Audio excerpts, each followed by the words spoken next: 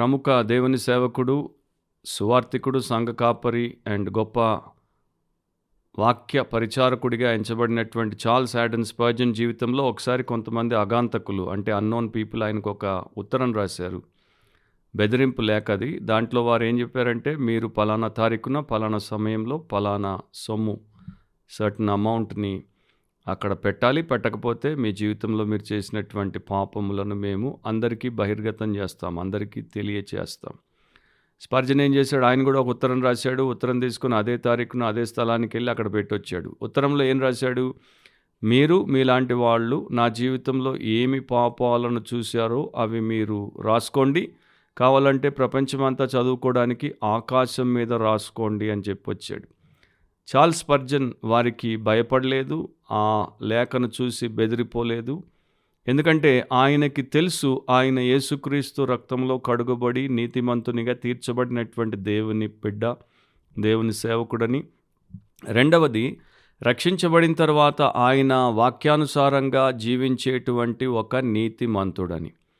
దేవుడిచ్చినటువంటి కృపచేత బలపరచబడి దేవుని ఆత్మచేత నియంత్రించబడి నడిపించబడుతున్నటువంటి ఒక నీతిమంతుడని. కనుక ఆయన బెదిరింపులకు భయపడేటువంటి వాడు కాడు. తన వైపు ఎవరు వేలెత్తి చూపినా తాను నిందించబడతాడు, సిగ్గుపడాల్సినటువంటి స్థితిలో ఉంటాడు అనేటువంటి పరిస్థితి లేదు. కనుక ఆయన బాహాటంగా ధైర్యంగా ఆ పని చేశాడు. నా గుణాన్ని, నా శీలాన్ని, వ్యక్తిత్వాన్ని ఎవరు కూడా ముట్టలేరు, తాకలేరు అనే ధైర్యం ఆయనకు ఉండింది. అదంతా కూడా దేవుని యొక్క కార్యం. సామెత 10వ అధ్యాయం 2వ వచనంలో, భక్తిహీనుల ధనం వారికి లాభకరము కాదు, నీతి మరణము నుండి రక్షించును అని రాయబడింది.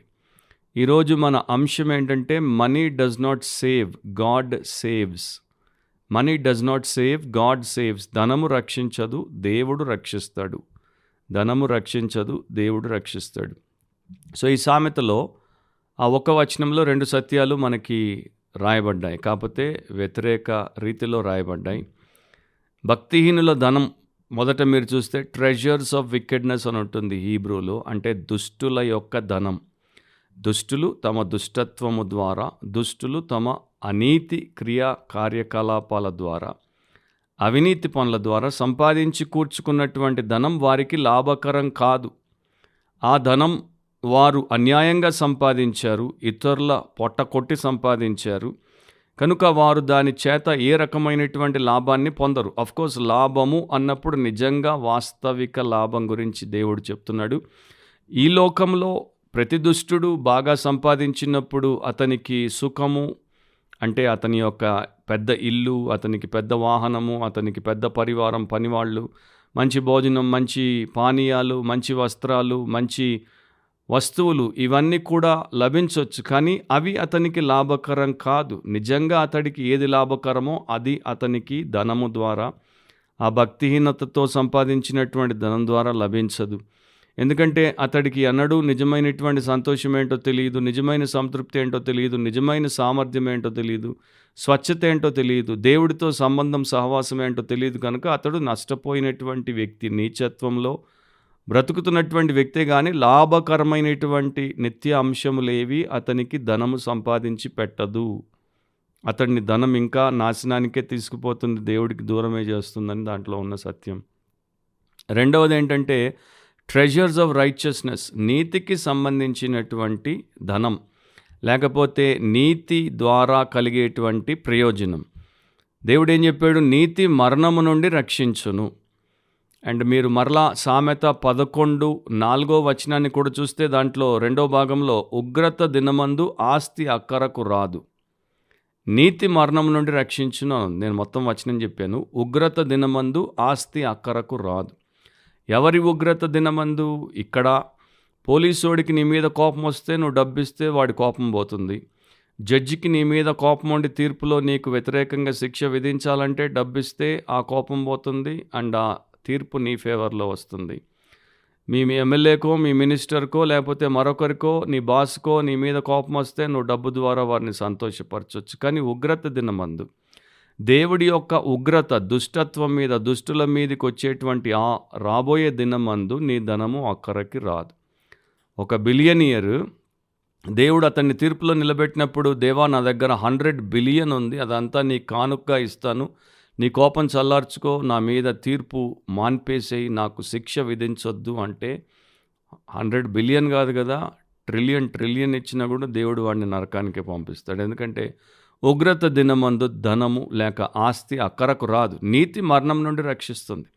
సో దేవుడి ఎదుట నీతిమంతునిగా తీర్చబడినటువంటి వాడు, అది కూడా యేసుక్రీస్తు యొక్క నీతి ద్వారా నీతిమంతులుగా తీర్చబడినటువంటి వారే రక్షించబడతారు, కానీ ప్రతి ఒక్కరు కారు. సో నీతి మరణం నుండి రక్షిస్తుంది. దీన్ని ఇక బైబిల్ పండితులు పెద్దలు రకరకాలుగా తీసుకునే ప్రయత్నం చేశారు. సాధారణంగా వారు ఏమన్నారంటే, ఒక వ్యక్తి నీతి నిజాయితీతో ఉంటే, అన్యాయము అక్రమము చేయకపోతే, అతడికి వచ్చినటువంటి రాబడి, అతడు సంపాదించుకున్నటువంటి ధనము అతనికి చాలా కాలము మేలు చేస్తుంది. అతడు దీర్ఘాయువు కలిగి ఉంటాడు, అతడు క్షేమంగా ఉంటాడు, అతడు లాభపడతాడు. దాన్ని వారు బైబిల్లోనే ఒక చోట రాయబడినటువంటి వచనాలను ఆధారం చేసుకుని కూడా చెప్పారు. దాంట్లో సత్యం లేక కాదు. సామెత 3:1-2 వచనాల్లో, నా కుమారుడా నా ఉపదేశమును మరువకము, నా ఆజ్ఞలను హృదయపూర్వకముగా గైకొనుము, అవి దీర్ఘాయువును సుఖజీవముతో గడుచు సంవత్సరములను శాంతిని నీకు కలుగజేయును.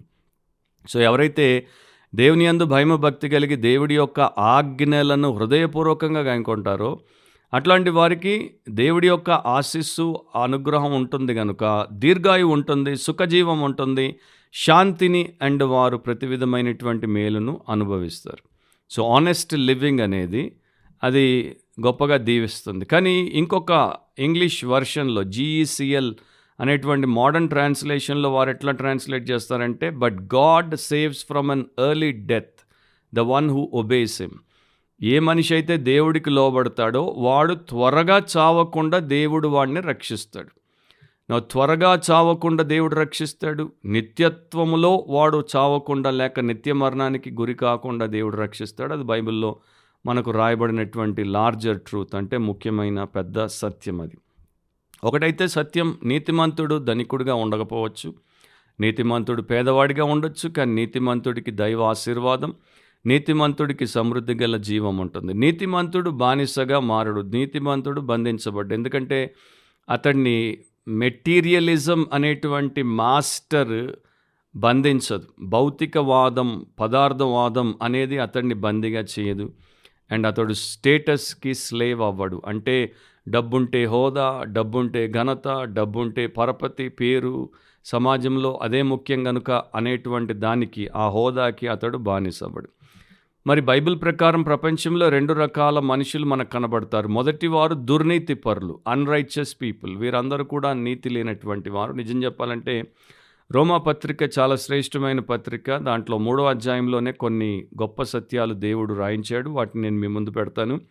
రోమీలకు రాసినప్పుడు 3వ అధ్యాయం 10వ వచనంలో, ఇందుని గూర్చి రాయబడినదేమనగా, నీతిమంతుడు లేడు, ఒక్కడునూ లేడు. సో దేవుని దృష్టిలో నరుల లోకంలో మనుషుల మధ్య నీతిమంతుడు ఒక్కడు లేడు, యేసుక్రీస్తు ప్రభువుకి మినహాయిస్తే. అందరూ దుర్నీతి పరులే, అందరూ అవినీతి పరులే. సో అది మొదటి కోవ. రెండవ కోవ ఏంటంటే, ఈ దుర్నీతి పరుల్లోనే కొంతమంది దర్జాగా వారిని వారు నీతిమంతులుగా అనుకుంటారు, అనిపించుకుంటారు. వారిని స్వనీతి పరులు అంటాడు దేవుడు. సో ఈ స్వనీతి పరులు వారికి తెలియకుండానే వారి పాపం చేత నాశనం అయిపోతారు, కానీ వారు మిథ్యలో లేకపోతే భ్రమలో ఉంటారు. రోమీలకు రాసినప్పుడే 3వ అధ్యాయం 20వ వచనంలో, ఏలయనగా ధర్మశాస్త్ర సంబంధమైన క్రియల మూలముగా ఏ మనుష్యుడును ఆయన దృష్టికి నీతిమంతుడని తీర్చబడడు. ధర్మశాస్త్రం వలన పాపమనగా ఎటిదో తెలియబడుచున్నది. పరిసయ్యులు వీరు మేము నీతిమంతులు అనుకునేవారు. ఎందుకంటే వారు పెట్టుకున్నటువంటి నియమ నిబంధనల ప్రకారం వారు బ్రతికేవారు. ఒకవేళ వారు ధర్మశాస్త్రం అంతటిని పాటించినా, ఏ మనిషి ధర్మశాస్త్రం అంతటిని పాటించలేడు. సో పాటించినా కూడా బైబిల్లో దేవుడు ఏమంటున్నాడు, ధర్మశాస్త్ర సంబంధమైన క్రియల మూలముగా ఏ మనుష్యుడును ఆయన దృష్టికి నీతిమంతుడని తీర్చబడడు. కనుక అది నిరుపయోగం. మూడవది, మనకి యేసుక్రీస్తు అను రక్షకుని నీతి అవసరం. ఎందుకంటే ఆయన నీతి మనల్ని రక్షిస్తుంది. రోమా 3:21-22లో, ఇట్లుండగా ధర్మశాస్త్రమునకు వేరుగా దేవుని నీతి బయలుపడుచున్నది. దానికి ధర్మశాస్త్రమును ప్రవక్తలను సాక్ష్యం ఇచ్చుచున్నారు. అది యేసుక్రీస్తునందలి విశ్వాస మూలమైనదై నమ్ము వారందరికీ కలుగు దేవుని నీతి అయి ఉన్నది. సో ఎవరైనా సరే యేసుక్రీస్తు శిలువలో చేసినటువంటి విమోచన కార్యము నందు విశ్వాసం ఉంచితే వారి పాపం క్షమించబడి వారు దాన్ని ఒప్పుకొని విడిచిపెడతారు గనుక, వారు శుద్ధి చేయబడి యేసు రక్తంలో కడుగబడి పవిత్రపరచబడతారు గనుక వారికి అది దేవుని యొక్క నీతిగా ఇవ్వబడుతుంది. సో వారు నీతిమంతులుగా తీర్చబడతారు. ఆ నీతి వారిని రక్షిస్తుంది. మళ్ళా రోమా 3:24లో కాబట్టి నమ్మువారు ఆయన కృపచేతనే క్రీస్తు యేసునందలి విమోచనము ద్వారా ఉచితముగా నీతిమంతులని తీర్చబడుతున్నారు. అంటే ఉచితముగా అంటే ఫ్రీలీ దేవుడు వారిని రైచియస్ అని డిక్లేర్ చేస్తున్నాడు. By his grace freely. వారు చేసిన పనిని బట్టి వారు నీతిమంతులని దేవుడి చేత తీర్పు తీర్చబడట్లేదు. వారు ఇచ్చిన కానుకను బట్టి లేకపోతే వారు కట్టిన మందిరాలను బట్టి వారు అట్లా తీర్చబడట్లేదు. కానీ ఉచితముగా వారికి యోగ్యత లేదు. కానీ దేవుడు కృపచేత వారిని క్రీస్తు ద్వారా నీతిమంతులుగా తీరుస్తున్నాడు. రోమా 3:23లో క్రీస్తు యేసు రక్తము నందలి విశ్వాసము ద్వారా ఆయనను కరుణాధారముగా బయలుపరచును. దేవుడిప్పటి కాలమందు తన నీతిని కనుపరచు నిమిత్తము తాను నీతిమంతుడును యేసునందు విశ్వాసము గలవానిని నీతిమంతునిగా తీర్చువాడినై ఉండుటకు ఆయన అలాగూ చేశాను. సో అగైన్ అండ్ అగైన్ రిపీటెడ్గా బైబిల్ ఏం చెప్తోంది? నిన్ను నీవు నీతిమంతునిగా చేసుకోలేవు, నీలో ఈ నీతి లేదు, నీ స్వనీతి నిన్ను రక్షించదు.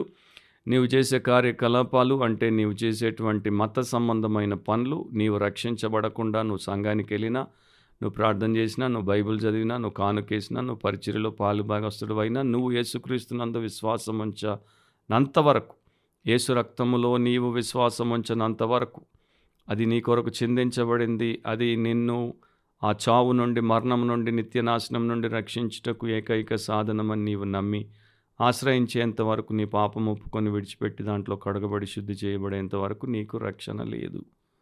మరణం, రెండవ మరణం, నిత్యనాశనం నుండి రక్షణ లేదు.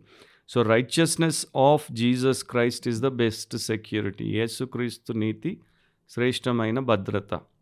ఇక అట్లా యేసుక్రీస్తు ద్వారా నీతిమంతుడిగా తీర్చబడిన వ్యక్తి ఆయన్నే తన ఎదుట నమూనాగా పెట్టుకుంటాడు, మాదిరిగా పెట్టుకుంటాడు, తన యొక్క ప్రభుగా పెట్టుకుంటాడు, తన ముఖ్యమైనటువంటి హీరోగా పెట్టుకుంటాడు కనుక, తాను ఫాలో అవ్వాల్సినటువంటి రోల్ మోడల్గా పెట్టుకుంటాడు కనుక ఆయన దగ్గర ఆయన ఎట్లా నీతితో బ్రతికాడో అట్లా నీతితో బ్రతకడం నేర్చుకుంటాడు. ఇక దేవుడి వాక్యం ప్రియముగా మారుతుంది, దేవుడి వాక్యం ప్రధానమవుతుంది, దాని ప్రకారమే ప్రవర్తనను అమర్చుకుంటాడు. సో దేవుడి నీతి 4 లెవెల్స్లో మనకు కనబడుతుంది. ఒకటి లాజికల్గా, అంటే మీరు ఆలోచిస్తే, మేధస్సును ఉపయోగిస్తే అదే కరెక్ట్.